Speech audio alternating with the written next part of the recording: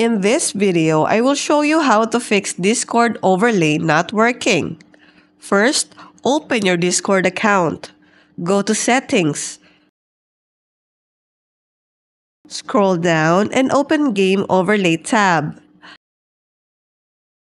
Enable here in Game Overlay. And then, click on Escape here.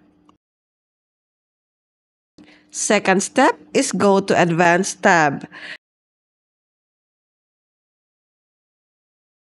Disable hardware acceleration, and then restart Discord.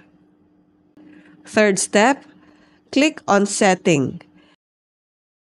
Go to Game Overlay tab. You select here where your overlay will be displayed. Fourth step is disable your firewall.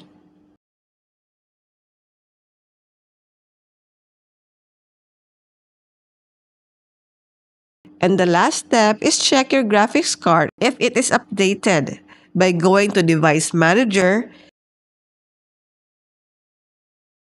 Click on Display Adapters. Check if this is updated. If not, update your driver. And that's it. For more videos like this, hit the subscribe button and click the notification bell so that you get notified for our new uploaded videos. See you next time!